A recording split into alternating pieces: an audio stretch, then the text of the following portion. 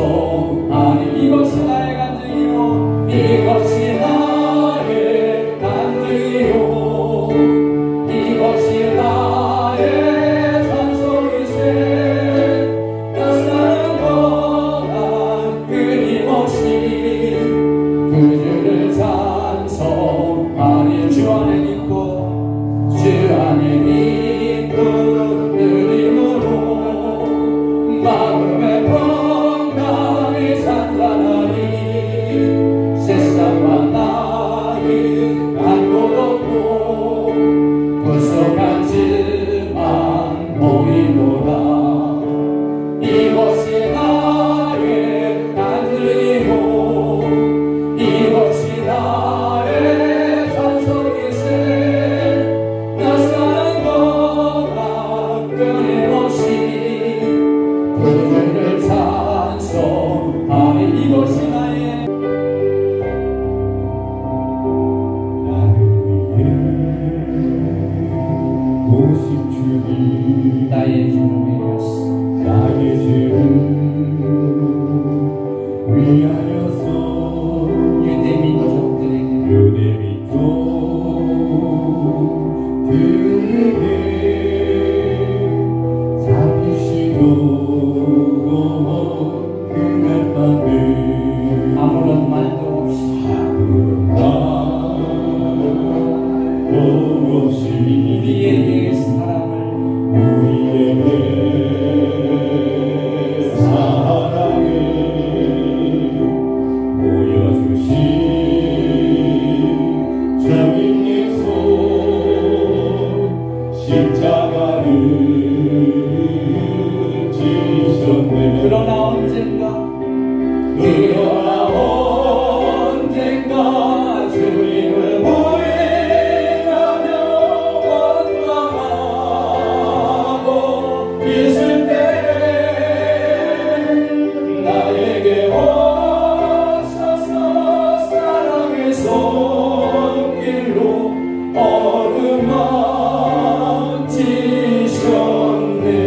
어루만지셨네 거절할 수 없어 외면할 수 없어 주님의 그 손을 잡았었네 주님의 사랑에 뜨거운 눈물을 흘리고야 말았나네 이 세상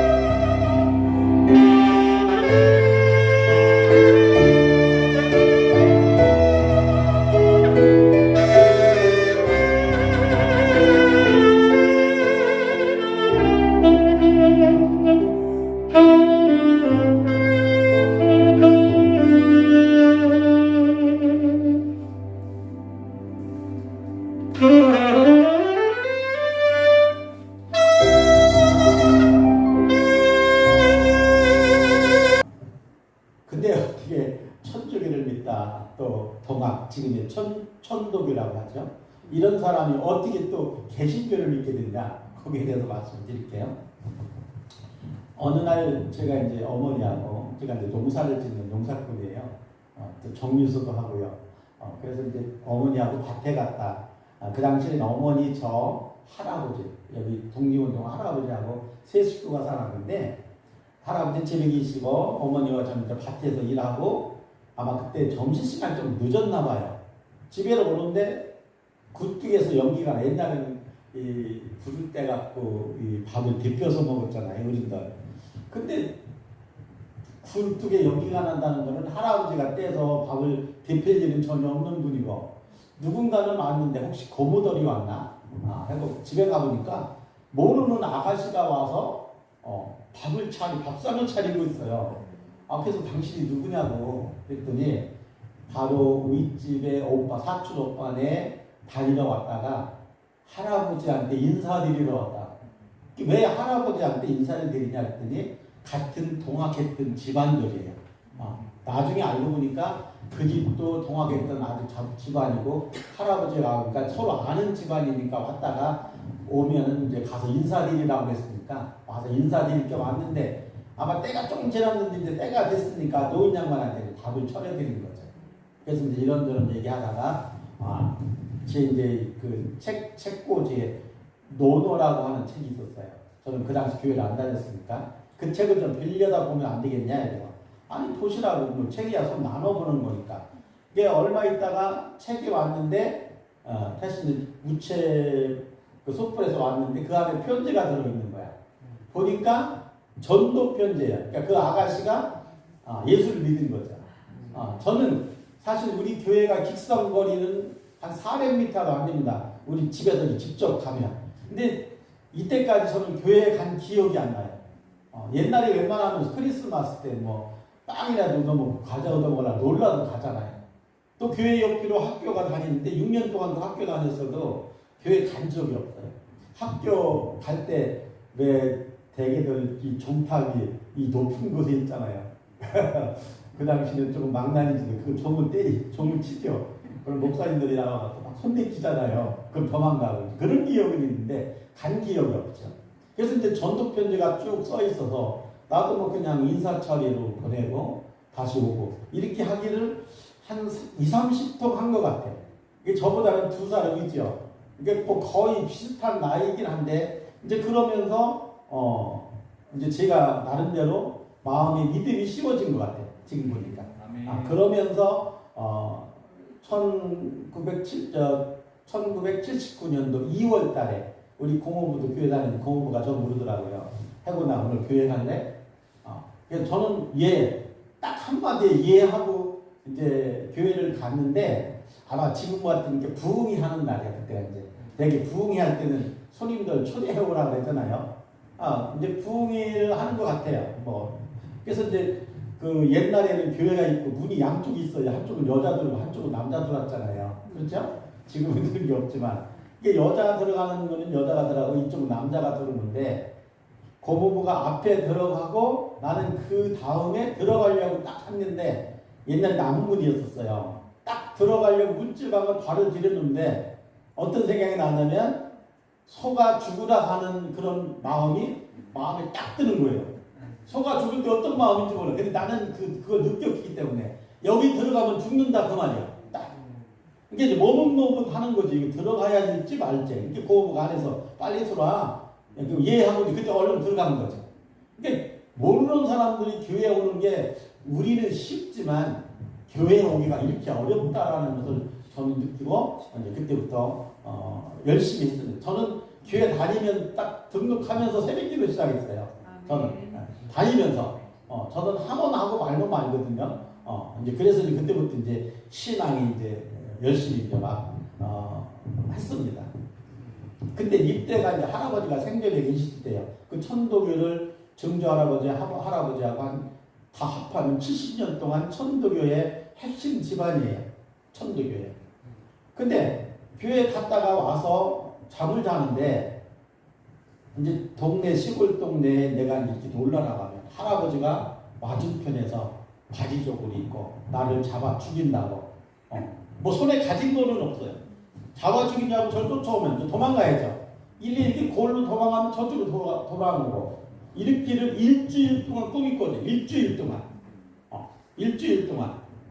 하여튼 그래서 아니야 이거는 확실히 나를 시험하는 것 같아. 그때는 잘 몰라서.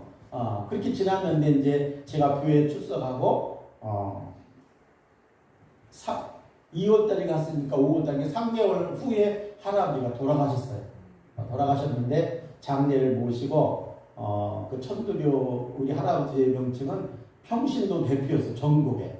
그러니까 평신도 대표였기 때문에 천도교의 그 여러 지도자들이 우리 집을 왔었어요. 그 장례 모시고 나를 안방으로 오라고 그랬더니 그분들이 한 7-8분 쭉 앉았더라고요. 그러면 이제 저한테 하는 얘기가 뭐냐면 자네네 집안은 이러이러한 천도교의 참 중요한 집안이다. 근데 이제 아버지가 일찍 돌아가셨잖아요. 또 우리는 어리니까 잘 안 믿고. 그러니까 천도교를 믿으면 어떠냐. 그러면서 내가 교회 다니는 걸 어떻게 알았더라고요. 듣자 하니 자네가 교회를 나간다 하는데 자네네 집안은 이러이러한 집안이니 천도교를 잘 계승하는 게 어떠냐.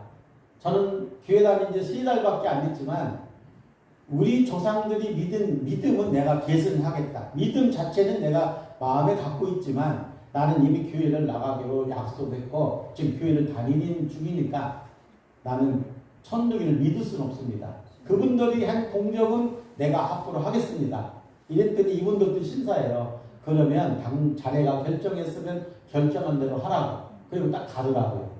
그렇게 이제 그때부터 개신교로 넘어오는 이제 그런 결과가 있었죠. 아멘. 이제 그래서 이제 열심히 다니다가 이제 그때는 산상부흥회를 많이 했잖아요. 20년 요때 30년 요때는 그때는 우리는 영인산에서 산상 집회를 많이 하는데 지금도 그게 떠오르지 참 그 기억이 아주 생생한 것은 그 높은 산에 십자가가 크게 3개가 있는 가운데 큰 십자가 양가에 조금 작은 십자가 큰 산인데 산보다도 더 큰 십자가 그렇게 큰 십자가가 3개를 저한테 딱 보여주시더라고요. 내가 이게 지고 가야 될 3가지 여러 가지 십자가가 있겠다. 그래서 이제 지금 쭉 생각해보면 첫째로는 내가 장로가 되는 어떤 그런 십자가. 장로가 십자가잖아요. 쉽게 따져보면 장로가 어려운 경우는 십자가입니다. 잘못 생각하시면 장로도 잘못 오해하는데 그거 아니에요. 솔직한 얘기로 장로는 십자가입니다.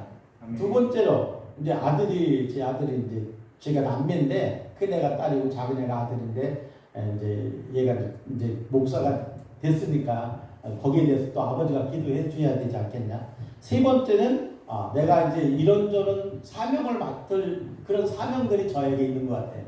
그래서 밖에 일이든 안에 일이든 이제 주를 위해서 해야 될 일들은 상당히 제가 해야 된다. 그래서 그거를 지금 잘 이제 지키고 가고 있습니다.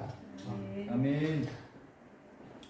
우리 아들에 대한 얘기 좀 할게요. 제가 이제 83년도 그때가 이제 얘를 딱 잉태하기 전인데 새벽 기도하는데 저한테 말씀하시더라고요. 너한테 아들을 줄 테니까 바쳐라.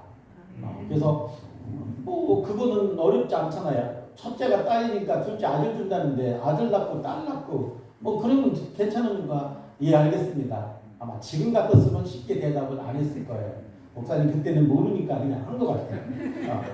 그래가지고 그렇게 대답했는데 걱정은 사실 하나도 안 됐어요. 딱 낳았더니 아들이었고 튼튼한 아들이었고 3.8kg 나가는 아들이었어요. 그래서 이제 이게 뭐 우리가 이제 시골이니까 잘 컸죠.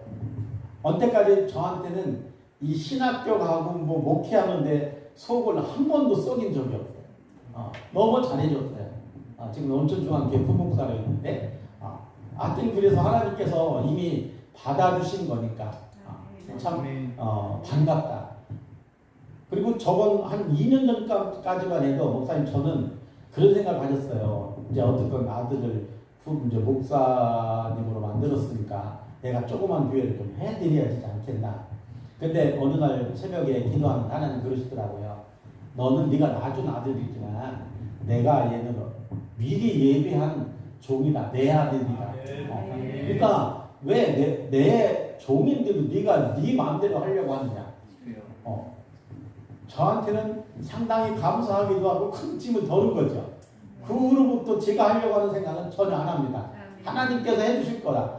내가 어떤 생각이면 사람 생각 들으면 내가 조그만 교회라도 어떻게 해줄까 이렇게 생각하면 하나님이 해주시겠다고 하는 것을 내가 못 믿는 거 아니에요. 못 믿는 거니까 때문에 이건 하나님이 해주실 거다. 저는 믿고 기도만 해요. 이런 것들이 보면은 참 여러 가지로 하나님께서 부모를 통해서 자식들한테 주는 이런 은혜가 참 상당히 감사하다라고 하는 말을 제가 이렇게 드립니다. 아멘. 뭐 시간이 많이 지나가서 좀 건너뛰어야 되겠네요. 한 15년 전이었었어요. 새벽기도 하는데 저한테 음성이 그때 담임 목사님이 필리핀 가셨었는데 담임 목사님한테 빨리 돈 좀 보내래요. 아니 담임 목사님한테 왜 돈을 보내느냐. 저는 그냥 이렇게 이사로 들었어요. 듣고 목사님이 오셨고 얼마 세월이 흘렀어요. 근데 목사님이 얘기하다가 그래요. 장모님, 그 목사님하고 저하고는 상당히 친하게 지냈으니까 장모님 왜요? 지난번에 필리핀 갔을 때 나 까딱하면 죽을 뻔했어요. 왜요? 그랬더니 거기는 총을 소지하잖아. 필리핀 사람들. 총을 딱 대고 있는 거 다 내놓으라 그래가지고 아주 옷만 안 먹고 싹 벗어 다 줬대요. 그때가 계산해보니까 그때가 그때야. 그래서 이제 내가 그 얘기 듣고 내가 깜짝 놀라서 목사님 사실 제가 새벽기도 하는데 그 음성이 들려서 글쎄 목사님 이거 별로 어려울까? 뭐 그렇게 하고 저 지나쳐버렸다고. 목사님 죄송합니다. 그때도 제가 해도 얼마나 좀 보내드렸으면 좋을 텐데 했더니 거기서 친구들한테 꼬아갖고 여기 어렵게 들어왔다고 얘기를 하더라고요. 참 그거 보면 그래요. 이게 우리는 이사로 지나칠 수 있는 일들이 하나님께서는 얘기해 주시는데 우리가 이 세밀한 음성을 못 듣고 실행을 못 한다는 거죠. 그래서 작년에 기도하는데 하나님께서 뭐라고 말씀하시냐면 내 통장에 얼마가 있다. 하나님께서 내 통장량 못 아시는 얼마 있는 것까지 아셔요. 그거를 우리 속장님네 그 남편이 집사인데 그 신장 투석을 10년 이상 했어요. 그러니까 몸이 다 망가진 거예요. 그래서 항상 우리 속기 때문에 내가 기도를 해주는데 거기다 돈을 주라는 거예요. 그래서 이제 전에 목사님한테 배운 게 있잖아요. 그때 안 한 거 있잖아요. 그래서 집이 새벽 끝나고 딱 집이 와서 집사람 우리 권사한테 얘기도 안 하고 얘기하면 못할 가능성이 있잖아요. 그래가지고 이제 콕으로 보내면 농협 콕으로 보내면 500만 원까지밖에 안 가거든요. 500만 원 딱 보내고 이제 그때까지 얘기도 안 했어요. 저는 이제 얘기도 않고 보내고 났는데 문자가 왔어요. 장모님 나한테 돈을 잘못 보낸 게 아니냐고. 느닷없이 500만 원이 왔으니까 그래서 아니라고 하나님이 주신 거라고 잘 쓰라고. 그렇게 하면서 시간이 지났어요. 어느 정도 한 2-30일 지났을까? 근데 새벽에 또 기도하는데 너 왜 그 돈 다 주라고 그랬는데 왜 돈을 남겼느냐? 돈 남은 것도 다 아셔요. 그래서 그때 날짜 500만 원 보낸 날짜 있잖아요. 저는 이제 정미술을 하니까 돈이 막 들고 나가고 하니까 그때 돈이 56만 4,230원인가? 그게 돈이 남았더라고. 그때 500만 원 보냈으니까 그것도 보내래요. 그것도 딸랑 보냈더니 장모님 이거 진짜 잘못 보낸 거 아닙니까? 몇십 원까지 보냈었으니까 이게 되게 어디 세금 낼 때가 그런 게 있지 일반들은 뭐 만 단위도 천 단위 끊어버리잖아요. 그러니까 아니라고 이것까지 주신 거라고. 그러면서 저는 많은 은혜를 받았어요. 사실 내가 하나님한테 그 당시는 통장에 있는 장모거든. 그때 그 당시에 전체가 그거였었으니까 그거라도 드리라고 했을 때 순종했던 거. 이거 하나님께서 나의 돈에 대한 금전에 대한 그걸 시험하기 위해서 보내주신 것이다. 그러니까 그 사람들한테 감사하다고 했더니 그러니까 이 사람들은 본방하죠. 돈 주고도 감사하다니까. 이만큼 하나님께서 당신 가정도 사랑하지만 나한테도 시험에서 이길 수 있는 것들을 나한테 해주셔서 난 감사하다. 그 후에 우리 집사람이 알았으니 그때서 알았어요. 그러니까 집사람이 저 그런 거에 대해서 얘기 남거든요. 어쨌든 뭐 우리가 넉넉하지도 않지만 그래도 그렇게 보내라 해서 보내고 또 거기서 감사하니까 우리는 그것까지 됐다. 이렇게 우리가 기도할 때마다 세미한 음성을 듣지만 웬만하면 넘어갈 때가 많거든요.